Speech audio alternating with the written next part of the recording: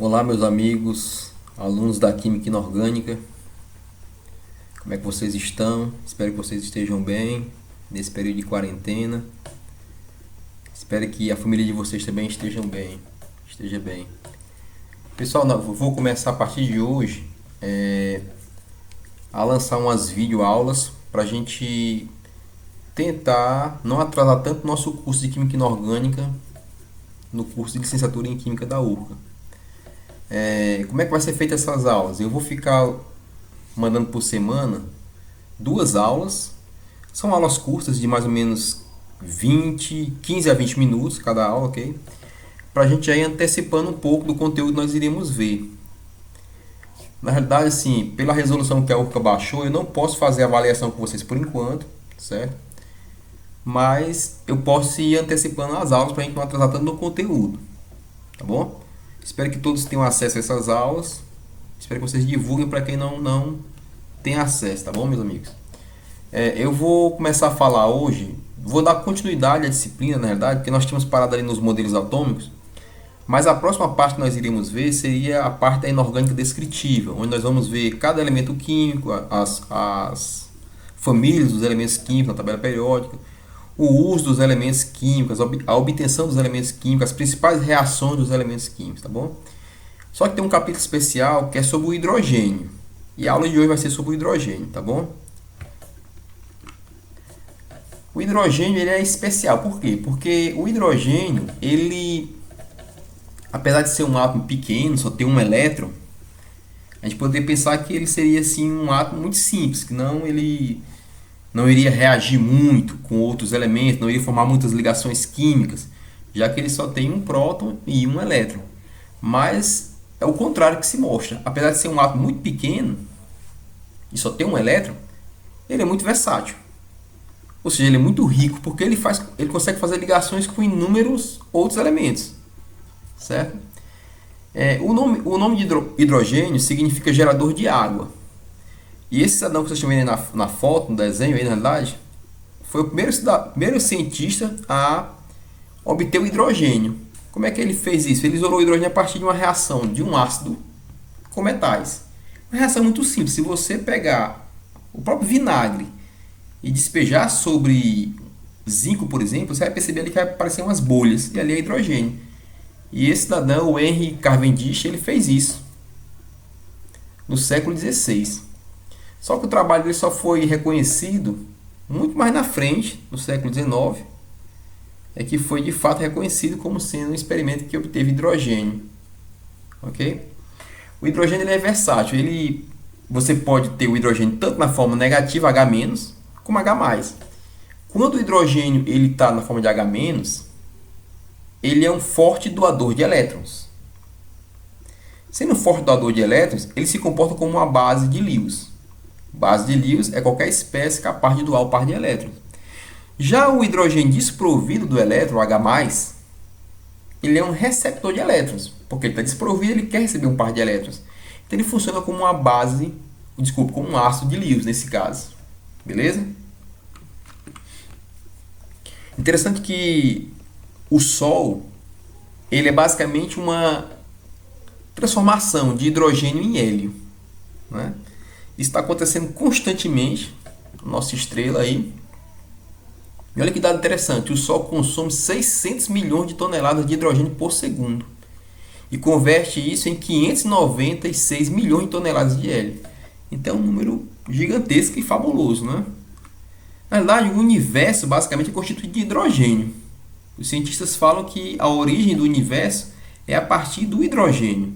Então, fora da nossa atmosfera, se nós pudermos encontrar algum elemento, vai ser o hidrogênio, de fato. Ok?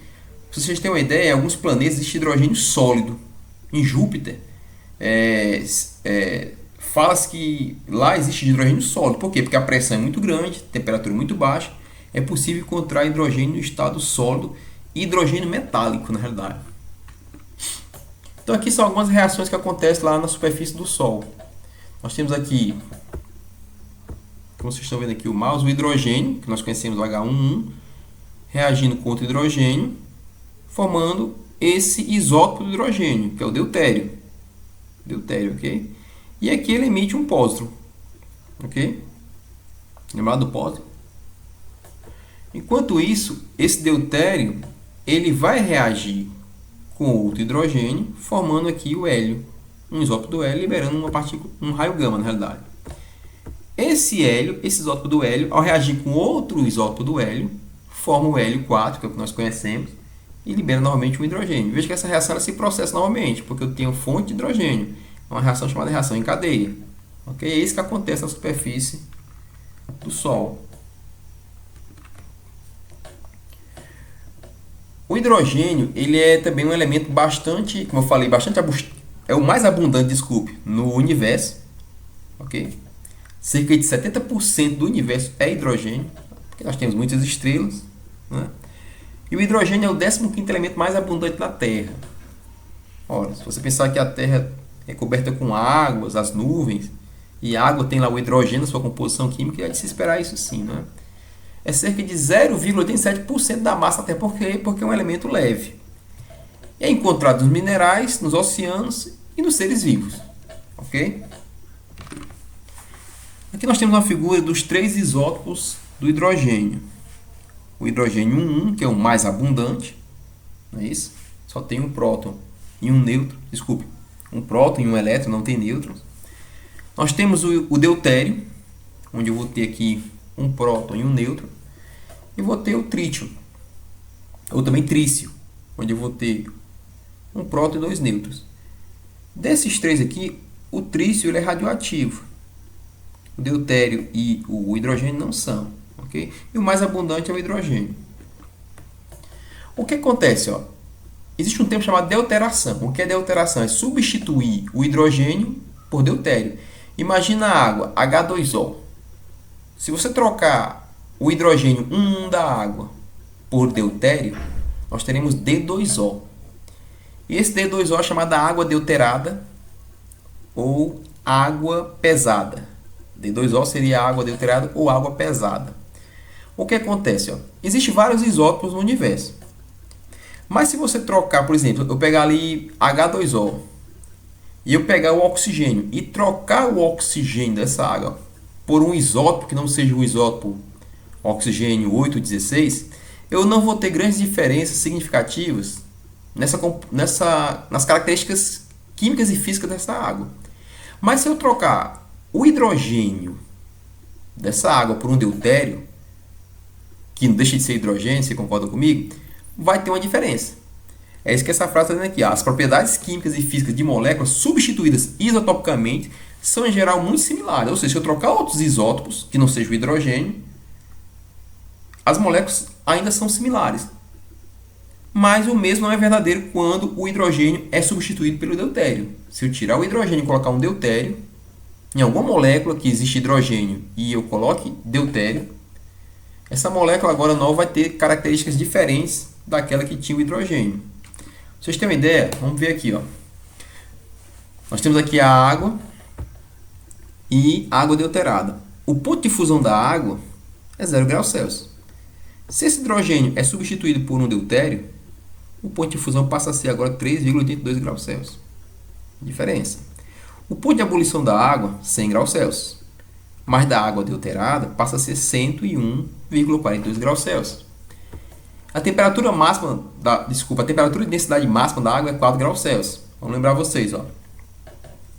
Abaixo de 4 graus a água é menos densa. Por isso que o gelo flutua. Acima de 4 graus Celsius a água é mais densa. Isso, se essa água for uma água deuterada, essa temperatura de densidade máxima passa a ser 11,6 graus Celsius. Ok? Então veja que tem diferença quando eu troco o hidrogênio pelo deutério na molécula da água. A densidade da água a 20 graus é 0,917 gramas por ml, enquanto que a água deuterada, é 1,017. Só para reforçar essa frase que foi dita aqui, para você entender. Ó. As propriedades químicas e físicas de moléculas substituídas isotopicamente são em geral muito similares. Repito, se você trocar outros elementos que não sejam hidrogênio, não vai ter grande diferença nas propriedades físicas e químicas. Porém, se trocar o hidrogênio pelo deutério, nós teremos essas diferenças, ok? Meus amigos, como é que se prepara o hidrogênio? Ok? Existem várias maneiras de preparar o hidrogênio. Isso é bem conhecido há bastante tempo. E uma das maneiras de preparar hidrogênio, Eu estou falando agora não do átomo, mas da substância H2, o gás hidrogênio H2, ok? Esta substância aqui, ó, que eu vou passar o mouse aqui sobre ela. Uma das maneiras é a partir da reforma a vapor. Como é que é feito isso? A reforma a vapor nada mais é do que uma reação entre o metano e vapor de água a 1100 graus Celsius. Como nós vamos ver aqui, ó. O gás metano, ao reagir com vapor de água a 1100 graus Celsius, nós temos a formação do monóxido de carbono e 3 moléculas de hidrogênio gasoso, ok? Esse monóxido de carbono, ele continua reagindo com a água, produzindo dióxido de carbono e mais hidrogênio. Essa síntese é chamada de reforma a vapor, que é uma das sínteses mais utilizadas na indústria para produzir hidrogênio, ok? Mas existem outras maneiras também de produzir hidrogênio. Por exemplo, a reação de gás de água. E o que consiste essa reação? Passar o vapor de água sobre coque aquecido. O que seria o coque aquecido? Seria uma espécie de carvão. Carvão, ok? Nessa reação, o coque funciona como um agente redutor. Então, vejamos, está aqui o coque, é apenas carbono sólido, ok? Ao reagir com água, vapor de água, vai formar monóxido de carbono e libera hidrogênio. Agora vejamos, a frase diz o quê? Que tem que ser coque aquecido. Você imagina se você aquecesse o carvão ao rubro e jogar água sobre ele, vapor de água, forma hidrogênio, ok? E aqui fala que o coque é um agente redutor. Por quê? Se você olhar aqui o NOx do hidrogênio nessa molécula da água, o NOx do hidrogênio é mais 1, ok? O NOx é mais 1 do hidrogênio, o oxigênio é menos 2. Porém, o NOx do hidrogênio aqui é 0. Eu saio do NOx mais 1 e vou para o NOx 0, eu estou tendo uma redução. Quem provocou isso? O coque. O coque é um agente redutor, porque conseguiu reduzir o hidrogênio da água de mais 1 para 0, ok? O produto obtido é o gás de água, uma mistura de monóxido de carbono e hidrogênio gasoso. Vamos continuar. Outra maneira de preparar hidrogênio, meus amigos, é a partir da reação de hidreto salino. Eu não falei de hidretos, mas mais na frente eu vou falar. Mas o que seria um hidreto salino? Eu tenho aqui o hidrogênio ligado ao metal alcalino. Isso é um hidreto salino. Guarda um pouquinho essa informação, tá bom? Eu tenho aqui o hidreto salino reagindo com água. Eu formo hidróxido de lítio, no caso, hidreto de lítio mais água, hidróxido de lítio e libero hidrogênio. Essa reação também acontece com o hidreto de sódio. Ambas as reações, tanto o hidreto de lítio como o hidreto de sódio, são reações altamente exotérmicas. Resultado, essas reações são explosivas. Por quê? Porque o hidrogênio ele é um combustível, ele inflama facilmente. Como essas reações são exotérmicas, o calor liberado nessas reações acaba por inflamar o hidrogênio. Vocês podem até pesquisar na internet assim, vídeo, coloca um vídeo dizendo assim, ó, sódio na água. Você vai ver lá o sódio explodindo na água, ou lítio na água também. Porque, repito, essa reação é exotérmica e o calor liberado na reação acaba por inflamar esse hidrogênio que se produz. Outra reação também é a reação de uma base com alumínio. Veja bem, eu tenho aqui o alumínio, mais hidróxido de sódio, mais água. Eu libero aqui o hidrogênio. Essa reação é bem simples. Você pegar papel alumínio, esse que a gente compra no supermercado, e soda cáustica. Coloca soda cáustica para dissolver na água. Tomar cuidado com isso. Lógico, uma reação bastante exotérmica. E colocar uns pedacinhos de alumínio dentro, você vai ver que vai formar um gás. Esse gás é hidrogênio. Cuidado que também é inflamável. Ok? E forma essa base aqui, uma base de dois elementos. Uma base de alumínio e de sódio. Ok? Tetrahidróxido de alumínio e sódio. E também a reação também muito comum para produzir hidrogênio, isso aqui é muito fácil de fazer, é uma reação de um metal com ácido. Foi aquela reação que o nosso amigo lá no começo da aula fez, né? Nós temos aqui zinco metálico com ácido sulfúrico e vai ter uma reação de deslocamento. O zinco vai deslocar o hidrogênio do ácido, vai formar aqui o sulfato de zinco, o sal, e liberar o hidrogênio. Essa reação também é muito comum e fácil de fazer, ok? Veja bem aqui uma espécie de experiência para a gente tentar analisar aqui, ó. Se eu pegar aqui, colocar aqui ácido, pode ser ácido sulfúrico, pode ser ácido clorídrico, ácido nítrico, colocando aqui por essa entradazinha aqui, e aqui eu colocar pedaços de zinco, pode ser também ferro, pode ser também cobre. Essa reação ela vai formar hidrogênio, como nós vimos aqui anteriormente, ó. Zinco mais ácido libera hidrogênio. E esse hidrogênio ele vai ser coletado. Por quê? Porque o hidrogênio ele é menos denso do que a água. Ele vai sair da água, né? E ele, além de ser menos denso, ele não é muito solúvel na água. Aí vai sair por essa parte aqui do balão e vai entrar por essa curva aqui em L e vai ser coletado nesse recipiente contendo água. Eu vou ter aqui o hidrogênio separado e puro, ok, moçada? Uma reação bem simples. Eu acredito que vocês vão fazer sim no laboratório, tá bom? Vamos falar agora um pouco sobre as propriedades do hidrogênio, ok? O hidrogênio tem uma configuração eletrônica, um S1, só tem um elétron, né? Logo ele é colocado, se você olhar na tabela periódica, ele é colocado sobre o lítio, na família 1A. Apesar de não ser um metal, ele é um gás, mas ele está localizado na família 1A em algumas tabelas periódicas. Algumas tabelas colocam o hidrogênio ali pelo meio da tabela periódica, ou já colocam ali, é raro, mas existe tabelas que colocam o hidrogênio sobre o flúor, ok? Veja bem, ele é colocado sobre o lítio por quê? Porque ele termina em um S1, como o lítio, como o sódio, como o potássio.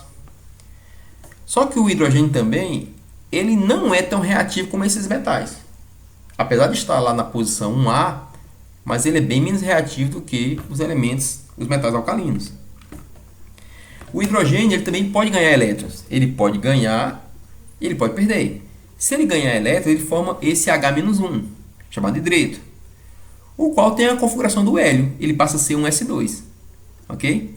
Então, se o hidrogênio pode ganhar elétrons, é como eu falei anteriormente, ele poderia estar lá sobre os halogênios, sobre o flúor, sobre o cloro, sobre o bromo, ok? Só que o que acontece? O flúor, o cloro, o bromo e o iodo, eles têm uma afinidade eletrônica muito alta. Eles gostam de elétrons, eles querem receber elétrons. O hidrogênio, apesar de receber esse elétron, ele não tem uma afinidade eletrônica tão grande como esses elementos, como os halogênios, ok? Tá bom? Ele ganha o elétron, mas ele não ganha com tanta facilidade como o flúor, o cloro, o bromo ganham, ou o iodo. Ok? O hidrogênio elementar é um gás incolor, inodoro, na temperatura ambiente e moderadamente solúvel em todos os solventes. Ele não é tão solúvel em água, mas ele é moderadamente solúvel. Ok? O H2, o hidrogênio, ele é apolar, tem 2 elétrons e tem forças intermoleculares fracas. Vocês têm uma ideia? O ponto de ebulição do hidrogênio é de menos 253 graus Celsius. Ele passa do estado líquido para o estado gasoso. E o ponto de fusão é de menos 259 graus Celsius. Porque essas forças intermoleculares são muito fracas. Ok? Agora, a entalpia de ligação é alta. Essa ligação HH não é tão simples de ser quebrada. Para se quebrar essa ligação, precisa de 436 kJ por mol. Então, a reação com hidrogênio não é uma reação tão fácil. Porque, para fazer uma reação química, eu tenho que quebrar a ligação. E a quebra da ligação HH não é tão simples. Olha, 436 kJ é um número considerado alto. Então, o hidrogênio tem reações lentas. Geralmente, quando você faz uma reação com hidrogênio, deve ser catalisada para poder a reação acontecer. Como eu falei anteriormente, no começo da aula, o hidrogênio se comporta como uma base de Lewis. Quando é que ele vai ser uma base de Lewis? Quando ele tem elétrons disponíveis, quando ele tem um par de elétrons sobre ele, no caso o H-. Ou ele vai ser um ácido de Lewis. Lembrando, base de Lewis é aquela que doa elétrons. Ácido de Lewis é aquele que recebe elétrons. Hidrogênio é um ácido de Lewis quando ele está na forma de H-, uma base de Lewis. E ele é um ácido de Lewis quando ele está desprovido de elétrons. Ele está disponível para receber esse par de elétrons, H+. Ok? E uma reação também que acontece é a reação de combustão do hidrogênio. Uma explosão. Hidrogênio mais oxigênio forma água. Vocês já ouviram falar que o hidrogênio é o combustível do futuro, né? E é interessante ele ser o combustível do futuro, por quê? Porque o produto que ele forma é água, e a água não polui. Só que tem um detalhe, meus amigos, se eu colocar hidrogênio gasoso em contato com oxigênio gasoso, dentro de uma garrafa, por exemplo, essa reação não acontece. Por que que não acontece? Porque precisa que haja uma ignição. Se eu misturar hidrogênio gasoso com oxigênio gasoso, essa reação só acontece se houver uma energia de ativação, no caso uma faísca, por exemplo, um fósforo. Senão ela não acontece. Por que que acontece? Essa reação ela é termodinamicamente favorável. Por que eu estou dizendo isso? Olha, o ΔH da reação é negativo, menos 571,7 kJ. É uma reação exotérmica. Mas ela não é cineticamente favorável. Por que não é cineticamente favorável? Você lembra que a entalpia de ligação do hidrogênio é de 436 kJ? Então eu preciso quebrar essa energia, eu preciso de uma energia de ativação que faça essa reação acontecer. E repito, uma faísca consegue fazer isso, ok? A reação ela só acontece se tiver uma ignição, ok, meus amigos? Vamos falar um pouquinho agora sobre os compostos binários de hidrogênio. Nós temos 4 tipos de compostos binários de hidrogênio, ok? Os hidretos salinos, que são os compostos de hidrogênio com metais fortemente eletropositivos. Quem são? Hidretos do grupo 1A, do grupo 2A, ok? Sódio, potássio, cálcio, magnésio. Esses são os hidretos salinos. Lítio. Esses hidretos salinos, eles são sólidos e não são condutores de corrente elétrica. São cristalinos, têm alto ponto de fusão e contêm um ânion hidreto, que é um poderoso redutor. Veja bem, quando o hidrogênio está ligado a um metal alcalino, ele passa a ser H-1, porque o metal que é positivo. NaH, o Na é mais 1, o hidrogênio é menos 1. Ok? Aqui, ó, hidretos salinos reagem com água formando hidrogênio. Ó. Eu falei, o hidreto de sódio. O sódio é mais 1 e o H aqui é menos 1, o hidrogênio. Com água, ele forma hidróxido de sódio e libera hidrogênio. Ok? E os hidretos salinos são agentes redutores fortes. Então vejamos aqui, ó. Eu tenho aqui o sulfato de chumbo com hidreto de cálcio, formando sulfeto de chumbo e hidróxido de cálcio. Olha só, quanto é o NOx do enxofre aqui? Mais 6. O enxofre aqui é mais 6. O chumbo é mais 2. O oxigênio é menos 2, aqui vai dar menos 8. O chumbo é mais 6. Mais 6 com mais 2 mais 8, com menos 8, 0, ok? Tá lembrado disso, né? Só que o chumbo aqui, desculpa, o enxofre aqui, ele passa a ser menos 2. Eu vou ter o sulfeto de chumbo. Enxofre menos 2, chumbo mais 2. Olha o que aconteceu. O enxofre sai de mais 6 e vai para menos 2. O enxofre sofreu uma redução. Ganhou 8 elétrons. Então, os hidretos salinos são agentes redutores. Esse hidreto aqui, que é um hidreto salino, é um agente redutor. Ele conseguiu reduzir esse enxofre de mais 6 para menos 2. Ok? Espero que vocês tenham compreendido essa informação. Também existem os hidretos covalentes ou moleculares. Os hidretos covalentes moleculares são aqueles onde o hidrogênio está ligado aos elementos do bloco P. Aquele bloco lá do lado direito da tabela periódica. Carbono, oxigênio, enxofre, flúor. Ok? Então nós temos aqui, ó, por exemplo, ó, hidreto de boro, B2H6. Hidreto de carbono, que é o metano conhecido, né? Hidreto de nitrogênio, amônia, hidreto de oxigênio, água, hidreto de flúor. Ok? Os hidretos covalentes formam moléculas discretas, normalmente são voláteis e apresentam baixo ponto de ebulição. Veja a diferença. Lá nos hidretos salinos, nós tínhamos ali compostos sólidos. Não é assim? Aqui nós temos agora compostos que não são sólidos, são voláteis, são gases. E se são sólidos, tem baixo ponto de fusão. Ok? E os hidretos moleculares também não conduzem corrente elétrica. Professor, a água não conduz? Não, a água não conduz corrente elétrica. A água só conduz corrente elétrica se tiver algum sal dissolvido nessa água. Acho que já comentei isso na sala com vocês. A água não é um condutor. O que é um condutor é uma água com sais dissolvidos. Muito menos a amônia é condutor, o metano é condutor, o álcool não é condutor, o hidrocarboneto não é condutor. Tá bom, meus amigos? Temos também os hidretos metálicos ou intersticiais. Esse aqui é um pouco esquisito. Por quê? Porque esses hidretos não obedecem a uma certa estequiometria. São formados por todos os metais do bloco D. Vejam, nós falamos dos metais alcalinos, hidretos salinos, falamos de hidretos covalentes do bloco P, e agora os hidretos foram aqueles metais que estão ali no centro da tabela. Os metais de transição, blocos D e blocos F. Bloco F. Esses hidretos são chamados de hidretos metálicos ou intersticiais. Por quê? Porque na verdade é como se fosse uma adsorção do hidrogênio sobre a superfície do metal. O que seria isso? Imagina assim, tem um metal e o hidrogênio ele vai ficar incorporado dentro daquele metal, como se fosse dissolvido naquele metal. Então ele não obedece a uma estequiometria, é como se não fosse uma ligação, mas é uma ligação química, olha bem. Esse hidreto de lantânio, 2,87. o número de mols aqui quebrado, né? Hidreto de térbio, 2,55. Titânio, 1,8. Vanádio, 1,6. Então não obedece uma estequiometria, como nós conhecemos, números inteiros. Imagina, você tem aqui um metal e ali tem um hidrogênio adsorvido naquele metal. Esses são os hidretos metálicos ou intersticiais. Esses hidretos metálicos, meus amigos, geralmente eles têm propriedades semelhantes ao do próprio metal. Imagina, um metal tem propriedades físicas e químicas. Esse hidreto metálico não diferencia desse metal. Ou seja, não acrescenta muito nas propriedades físicas e químicas do próprio metal. Eles são duros, apresentam brilhos metálicos e conduzem corrente elétrica e apresentam propriedades magnéticas. Você vai pensar, tem alguma aplicação esses hidretos metálicos? Tem. Hoje já tem aplicações tecnológicas para esses hidretos metálicos. Por exemplo, as baterias de celular. As baterias hoje são de níquel e cádmio. Já tem projetos em andamento, estudos, para substituir essas baterias por baterias de hidretos metálicos. São mais vantajosas, acumulam mais energia, poluem menos o ambiente, dentre outras coisas. Ok?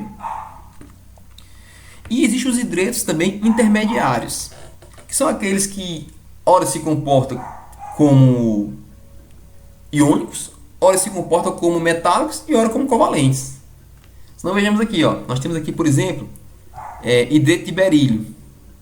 O hidreto de berílio ele tem mais um comportamento covalente, apesar do berílio estar na família 2A. Lembra lá, o berílio é aquele que está em cima do magnésio. Deveria ser um hidreto metálico, ou desculpa, um hidreto iônico, ou salino. Mas não é, ele é um hidreto com características covalentes. Ok? Alguns poucos hidretos não se enquadram na classificação proposta e são designados como hidretos intersticiais. Hidreto de berílio, hidreto de cobre, hidreto de magnésio, hidreto de zinco. Esses hidretos têm propriedades intermediárias entre hidretos iônicos, hidretos metálicos e hidretos covalentes. Ok? Se você analisar, por exemplo, o hidreto de magnésio e o hidreto de zinco, o hidreto de magnésio tem propriedades de compostos iônicos e covalentes. Iônico porque o magnésio, família 2A, mas a ligação química dele é uma ligação covalente. Ok? E o hidreto de cobre, propriedades de hidretos metálicos. Ou seja, lembra lá do hidrogênio dissolvido no metal que eu falei? Mas também propriedades covalentes. Está entre a intermediária. Aqui tem uma tabela para a gente pensar um pouquinho sobre isso. Ó. Por exemplo, ó, hidretos de lítio, sódio, potássio, cálcio, rubídio, estrôncio, césio e bário são hidretos salinos. Já esses hidretos aqui, ó, estrôncio, titânio, vanádio, cromo, zircônio, nós temos aqui hidretos metálicos. Ok? Esses hidretos aqui são desconhecidos. Não se conhece ainda as propriedades químicas e físicas desses hidretos. Porém, o hidreto de cobre, de zinco e alumínio são hidretos intermediários, apesar de serem metais. Os hidretos dos elementos do bloco P, como eu falei, boro, carbono, nitrogênio, oxigênio, assim vai, são hidretos moleculares. E hidretos de gases nobres, polônio e bismuto, são hidretos também desconhecidos. Ok? Bem, os hidretos covalentes com estrutura estendida, o que é isso? Alguns autores, eles preferem classificar os hidretos formados pelo berílio e pelo alumínio como hidretos covalentes com estruturas estendidas. Por que isso acontece? Porque esses hidretos eles formam polímeros. Você não vai ter lá berílio com hidrogênio somente, você vai ter uma estrutura com vários átomos de berílio, com vários átomos de hidrogênio ligados como se fosse um polímero. Você vai entender isso nessa figura aqui, ó. Por isso são chamados os hidretos covalentes de estrutura com estrutura estendida. Veja bem aqui, ó. Esse aqui é o hidreto de berílio, BH2. Só que na realidade ele não existe assim. Eu posso ter hidreto de berílio com 4 hidrogênios. Veja aqui, ó. Aqui são os hidrogênios no meio. Estranho isso, né? Como é que o hidrogênio consegue fazer duas ligações, né? Mas faz. Aqui é o átomo de berílio ligado ao hidrogênio. Veja que esse hidrogênio aqui, ele consegue fazer duas ligações com 2 berílios. Não é isso? Veja bem, berílio H6. Eu estou metendo aqui a estrutura polimérica aqui, ó. Até aqui já 2 de monômeros, né? Já tem um dímero aqui de berílio. Berílio com 8 hidrogênios, assim eu vou ter uma situação já com 3 dímeros. Veja que é uma estrutura polimérica apenas de berílio e hidrogênio. Parece muito com a estrutura que acontece com o carbono também. Não é isso? Por isso que alguns autores preferem classificar os hidretos formados de berílio e alumínio como hidretos covalentes com estrutura estendida. Ok? Vou falar agora um pouquinho sobre o uso do hidrogênio. Um dos usos bem comuns é no enchimento de balões meteorológicos. Por quê? Porque o hidrogênio, por ser menos denso do que o ar atmosférico, ele vai subir e vai conduzir os balões para fazer suas medições na alta atmosfera, ok? Mas existem aplicações na indústria. Uma das aplicações mais importantes do hidrogênio é na fabricação do metanol. Metanol esse que ele é uma substância importante na fabricação de outras substâncias. Então, como é que se fabrica metanol a partir do hidrogênio? A partir dessa reação, eu pego o monóxido de carbono, reage com o hidrogênio, isso é uma reação catalisada, sob pressão, e forma aqui a molécula do metanol líquido. Ora, o metanol é um combustível, tá bom? Então, tem uma aplicação importante, monóxido de carbono, que é um poluente, diga-se de passagem, com hidrogênio formando metanol. Outra reação muito importante, meus amigos, é a produção da amônia. A partir da amônia que nós temos hoje a produção de alimentos no mundo. Para alimentar todas as pessoas do mundo, a terra tem que ser fertilizada. Você deve saber que o nitrogênio só é fixado na terra a partir de algumas bactérias que vivem em raízes leguminosas, de algumas leguminosas. Então, fixar nitrogênio na terra é importante para fertilizar a terra. E uma das grandes descobertas do século XX foi a amônia, a produção da amônia. Que a amônia acaba entrando ali na fertilização do solo. E a amônia é feita a partir de uma síntese do nitrogênio gasoso, que é bastante abundante na atmosfera, 70% é nitrogênio, com hidrogênio. Lógico, isso feito sob uma temperatura um pouco elevada, mas uma pressão absurda, 200 atm. Assim que é feita a amônia. E repito, a amônia hoje é um dos produtos mais importantes para a produção de alimento no mundo. Ok? Então a importância do hidrogênio na produção da amônia. Outra reação bastante conhecida, meus amigos, é a hidrogenação de óleos vegetais. Quem gosta de passar margarina no pão, se não sabe, vai ficar sabendo agora que margarina é feita de óleo. Margarina é um óleo hidrogenado. Por quê? O óleo tem uma estrutura de cadeia carbônica que a gente chama de cadeia insaturada. Existem ligações duplas no óleo, ok? Essas ligações duplas fazem com que as moléculas sofram certas repulsões entre uma e outra. E isso faz com que o óleo tenha uma certa viscosidade. O óleo é líquido, não é assim? Quando a gente reage esse óleo que tem essa cadeia insaturada com hidrogênio, esse hidrogênio quebra essa ligação dupla e forma uma ligação simples. A cadeia deixa de ser insaturada e passa a ser uma cadeia agora saturada.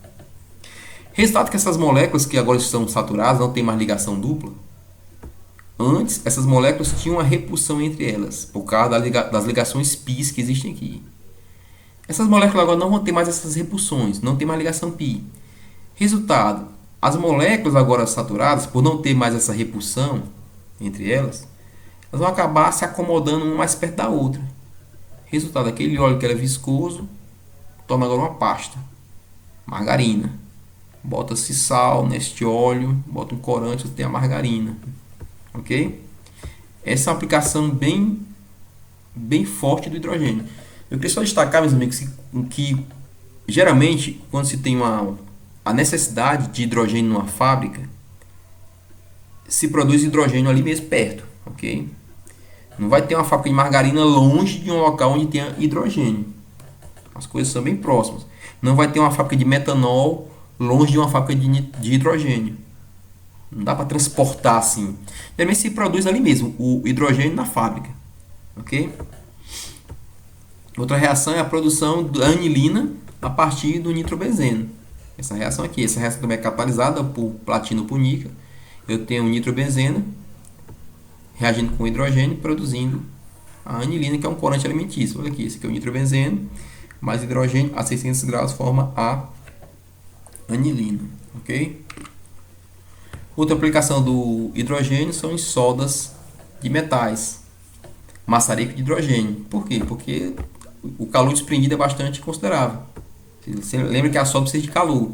Então, hidrogênio mais oxigênio formando água, mas o calor que ele libera é bastante considerável, a ponto de reter uma solda, ok?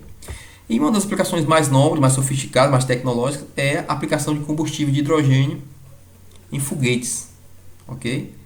Essa já é uma aplicação mais fina do hidrogênio, não tão simples também de fazer assim, ok? E nós sonhamos com um dia onde nós possamos usar o hidrogênio como combustível para os nossos carros. Esse é o sonho da humanidade, ok? Talvez isso não tenha acontecido por questões do mercado do petróleo, da economia mundial, não é isso? Nós temos também aqui uma reação do benzeno. Lembra que o benzeno tem 3 insaturações, são 3 ligações duplas, formando um ciclo hexano, ok? Eu saio de uma estrutura aromática do benzeno para uma estrutura de ligações simples, apenas um composto totalmente insaturado. E extrações metalúrgicas, isso aqui é interessante, ó. Extrações hidrometalúrgicas de cobre e outros metais. Imagina que eu tenho cobre 2+ aquoso, eu tenho um íon cobre dissolvido em água. O íon cobre dissolvido em água, isso é muito comum em Juazeiro do Norte, tem muito isso. Essa reação com hidrogênio, olha, cobre mais hidrogênio, produz cobre metálico e libera 2H+. Ou seja, houve aqui uma redução desse cobre e uma oxidação desse hidrogênio. Dá para recuperar cobre a partir do uso de hidrogênio. Imagina que eu tenho ali numa fábrica de Juazeiro uma solução cheia de cobre. Isso tem muito realmente, como eu falei, nas fábricas de joias. Quando você faz uma hidrogenação, você recupera o cobre. E cobre, você sabe que cobre é um metal caro. Dá para se recuperar. Agora tem um problema que deixa o meio acidificado. 2H+, o meio vai estar ácido. Mas é fácil fazer uma correção disso num processo acoplado a esse. Essa figura, nessa tabela, mostra alguns compostos moleculares com hidrogênio. E os nomes desses compostos. Existe o nome tradicional, existe o nome da IUPAC. Eu queria destacar o seguinte, olha aqui a água. Nós conhecemos aqui a água H2O, né? Mas a água, o nome dela oficial é oxidano. Oxidano, estranho, né? Me dá um copo de oxidano. Chega assim na... Isso é estranho, né? Amônia. Amônia, cadê a amônia aqui? Amônia, tá aqui, amônia. Azano. Azano porque o nitrogênio, ele tem essa sigla azo. Azo, quando for azo, é nitrogênio, ok, moçada? Azano. Veja que o nome oficial é simples. É o nome do elemento, mais terminação ano. 2 boros. Diborano. Alumínio. Alano. Gálio. 2 galhos. Digalano. Um carbono, né? Metano. Silício. Silano. Germano. Germano. Estânio. Estanano. Aí, ó. Amônia. Azano. Por causa do nitrogênio. Fósforo. Fosfano. Mas é conhecido como fosfina. Fosfina, ok? Arsênio. Arsina. Mas o nome técnico seria arsano. E assim vai. Água. Oxidano, né? Sulfeto de hidrogênio. Que é aquele gás que sai lá dos esgotos, ovo podre. Sulfeto de hidrogênio, né? O nome dele é sulfano. Seleneto de hidrogênio. Selano. E assim vai, meus amigos, ó. Cloreto de hidrogênio. Clorano. Também chamado de ácido clorídrico, né? Brometo de hidrogênio. Bromano. Iodeto de hidrogênio. Iodano. Ok? E aqui tem algumas figuras mostrando aqui, por exemplo, o diborano. Diborano. 2 átomos de boro, 6 átomos de hidrogênio. E esses hidrogênios aqui do meio fazem 2 ligações com os 2 boros. Ligações com apenas um elétron. Um elétron e um elétron. Estranha essa ligação, mas ela existe. E aqui eu tenho o hidreto de alumínio. Alano. Que também é uma estrutura polimérica. E aqui o nosso conhecido metano. Ok, meus amigos? E estamos quase terminando a aula. Eu queria falar agora um pouquinho sobre as ligações de hidrogênio. Que também é conhecido como ponte de hidrogênio, na realidade, né? Mas o termo certo é ligação de hidrogênio. E 3 elementos conseguem fazer essa ligação de hidrogênio. No caso é o oxigênio, o nitrogênio e o flúor. Esses desenhos representam isso aqui. Como é que acontece essa ligação de hidrogênio? No caso da água, H2O, o hidrogênio da água é atraído pelo oxigênio de outra molécula da água. Essa ligação é forte, e tem implicações importantes pelo fato dela existir. A mesma coisa acontece com o hidrogênio da amônia, que é atraído pelo nitrogênio de outra amônia. É uma ligação de hidrogênio. E o flúor, do hidreto de flúor, é atraído pelo hidrogênio de outro hidreto de flúor. Somente esses três casos fazem ligação de hidrogênio: flúor, oxigênio e nitrogênio. E o que acaba acarretando isso aí, moçada? A aula está ficando um pouco longa, mas estamos quase acabando. Vamos entender que esse gráfico aqui, ó. Se você olhar aqui, metano, silano, germano e o hidreto de estânio aqui, ó. Se você olhar na tabela periódica, você pode até abrir uma tabela agora na sua casa e olhar isso. O carbono, o silício, o germano e o estânio estão na família 4A.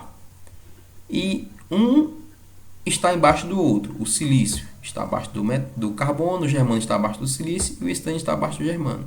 Ou seja, a massa do carbono é menor do que a massa do silício, é menor do que a massa do germano, é menor do que a massa do estânio. Então essa curva aqui é uma curva interessante e ela é uma curva normal. Ou seja, quando você aumenta a massa molar da molécula, o ponto de ebulição dessa substância aumenta. Isso é normal. Quanto maior a massa, maior o ponto de ebulição. Certo? Grava isso. Ó. Quanto maior a massa, maior o ponto de ebulição. Aqui nós temos amônia, NH3, fosfina, PH3, o hidreto de arsênio e o hidreto de bismuto. Ok? Bismuto não. Antimônio. Desculpe. O que acontece? Mesma coisa. A massa atômica aumenta daqui para cá. Ó. Esse é o mais pesado do que esse, mais pesado do que esse, mais pesado do que esse. A pergunta é, por que esse aqui sendo mais pesado, por que a fosfina sendo mais pesada do que a amônia, deveria ter um ponto de ebulição maior? Assim, se imagina, quanto maior a massa molar, maior o ponto de ebulição.